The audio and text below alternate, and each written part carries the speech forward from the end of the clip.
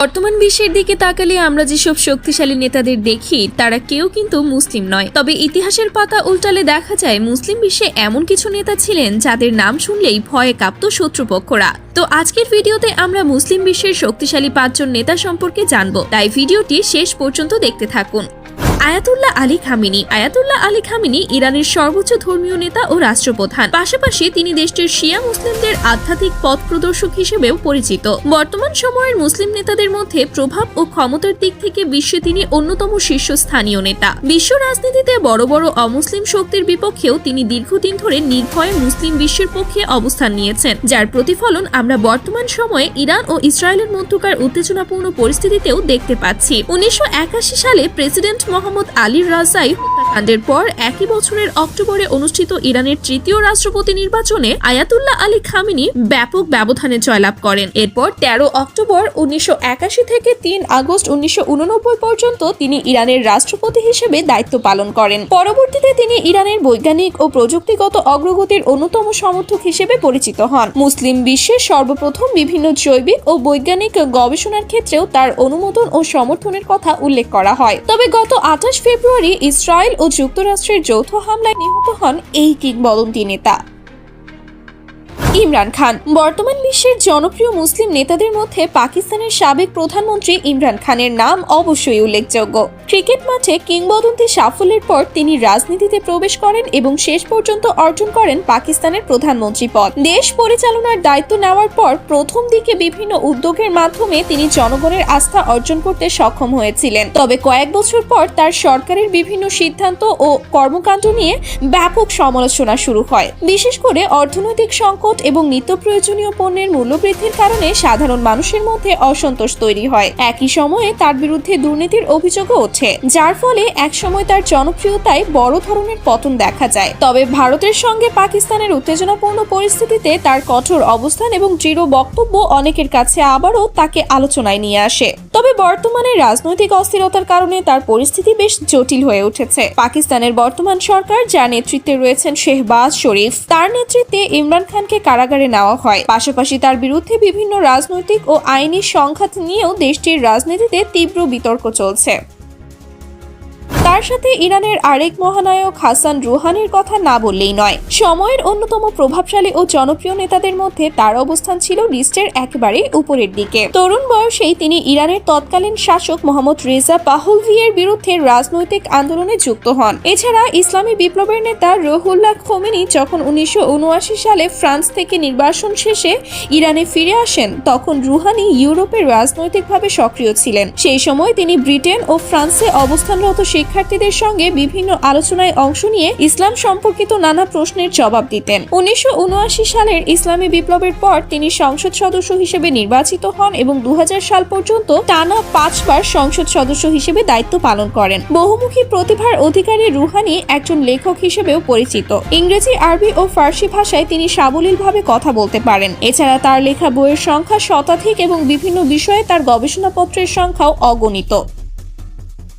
রাজব Tayyip Erdogan. তুরস্কের অন্যতম জনপ্রিয় ও প্রভাবশালী নেতা রজব তাইয়েব এরদোগান। বিগত বছরগুলোতে বিশ্ব রাজনীতিতে তার দৃঢ় নেতৃত্ব ও বিভিন্ন পদক্ষেপ তাকে আন্তর্জাতিক অঙ্গনে বিশেষভাবে আলোচনায় নিয়ে এসেছে। তিনি ইসলামের একজন সাহসী রক্ষক ও মানবিক নেতৃত্বের প্রতীক হিসেবেও পরিচিত। পাশাপাশি তিনি পবিত্র কোরআনের একজন হাফেজ। অত্যন্ত হৃদয়স্পর্শী কণ্ঠে কোরআন তিলাওয়াত করতে পারেন তিনি। বিদেশি জাতি ও সংস্কৃতির প্রতিও প্রেসিডেন্ট এরদোগান সবসময় সম্মানজনক মনোভাব প্রকাশ করে থাকেন। তার নেতৃত্বে তুরস্ক শুধু ইসলামী পরিচয়কে আরও দৃঢ়ভাবে তুলেই ধরেননি, বরং অর্থনীতি ও সামরিক শক্তিতেও উল্লেখযোগ্য অগ্রগতি অর্জন করেছে। সব মিলিয়ে তুরস্ককে বিশ্ব রাজনীতিতে একটি শক্তিশালী অর্থনৈতিক ও রাজনৈতিক শক্তি হিসেবে গড়ে তোলার ক্ষেত্রে তার অবদান নিঃসন্দেহে অত্যন্ত গুরুত্বপূর্ণ। মুসলিম বিশ্বের শক্তিশালী ও আলোচিত নেতাদের তালিকায় অন্যতম একটি নাম হলো সাদ্দাম হোসেন।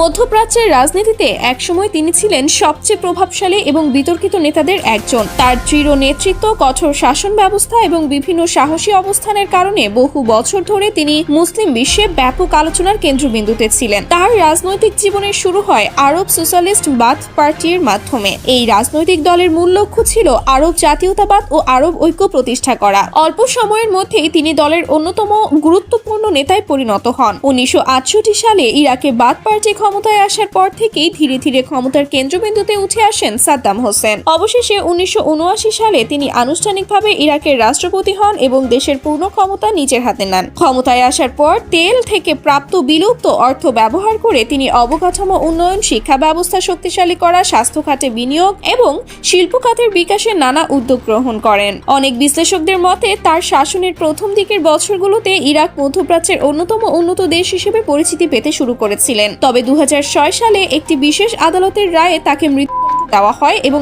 একই বছর সেই রায় কার্যকর করা হয়। তার মৃত্যুর মধ্য দিয়ে মধ্যপ্রাচ্যের রাজনীতির একটি গুরুত্বপূর্ণ অধ্যায়ের সমাপ্তি ঘটে। এছাড়া আমাদের লিস্টে উঠে এসেছে মুয়াম্মার গাদ্দাফির নাম। তিনি দীর্ঘ প্রায় 42 বছর ধরে লিবিয়া শাসন করেছেন এবং একসময় তাকে আরব বিশ্বের অন্যতম শক্তিশালী নেতা হিসেবে গণ্য করা হতো। 1942 সালে লিবিয়ার একটি সাধারণ বেদুইন পরিবারে জন্মগ্রহণ করেন মুয়াম্মার গাদ্দাফি। তরুণ বয়স থেকেই তার মধ্যে রাজনীতি এবং আরব জাতীয়তাবাদের প্রতি গভীর আগ্রহ ছিল। বিশেষ করে মিশরের নেতা জামাল আবদেল নাসেরের আদর্শ তাকে গভীরভাবে প্রভাবিত করেছিল। 1969 সালে তিনি সামরিক অভ্যুত্থানের মাধ্যমে লিবিয়ার তৎকালীন রাজা ইদ্রিস অফ লিবিয়াকে ক্ষমতা থেকে সরিয়ে দেন এবং নিজে দেশটির ক্ষমতা গ্রহণ করেন। ক্ষমতায় আসার পর তিনি লিবিয়ার তেল সম্পদের বড় অংশ রাষ্ট্রের নিয়ন্ত্রণে এনে শিক্ষা, স্বাস্থ্যসেবা এবং বিভিন্ন সামাজিক খাতে ব্যয় করতে শুরু করেন। তার সময়ে লিবিয়ার অনেক সাধারণ মানুষ বিনামূল্যে চিকিৎসা, শিক্ষা এবং বিভিন্ন সামাজিক সুবিধা পেয়েছিল। অবশেষে 2011 সালে লিবিয়ায় গণ অভ্যুত্থান শুরু হলে তার ক্ষমতার পতন ঘটে। সেই বছর বিদ্রোহীদের হাতে আটক হওয়ার পর মুয়াম্মার গাদ্দাফি নিহত হন। এরপর সর্বশেষ রয়েছে সৌদির বাদশাহ আরবের সালমান বিন আব্দুল আজিজ। বর্তমানে সৌদি আরবকে আমরা মুসলিমদের শত্রু বলে আখ্যা দিলেও একসময় সৌদি আরবেও ছিল মুসলিম বিশ্বের এক জনপ্রিয় নেতা। 1935 সালে জন্ম নেওয়া সালমান বিন আব্দুল আজিজ বাদশাহ হিসেবে থাকলেও মূলত তার ছেলে মুহাম্মদ বিন সালমান বর্তমানে সৌদি আরবের যাবতীয় ক্ষমতার অধিকারী। সালমান বিন আব্দুল আজিজ 2015 সালে তার সৎ ভাই আব্দুল্লাহ বিন আব্দুল্লাহ আজিজ মৃত্যুর পর ক্ষমতাভার গ্রহণ করেন। তবে বর্তমানে সৌদি আরব পরিচালিত হচ্ছে তার ছেলে মোহাম্মদ বিন সালমানের নেতৃত্বে। সো গাইজ, এই তো ছিল মুসলিম বিশ্বের সেরা মুসলিম নেতাদের আত্মপাত্য। ভিডিওটি ভালো লাগলে আমাদের চ্যানেলটি সাবস্ক্রাইব করে দিবেন। ভালো থাকবেন, সুস্থ থাকবেন। দেখা হচ্ছে নেক্সট কোনো ভিডিওতে। আল্লাহ হাফেজ।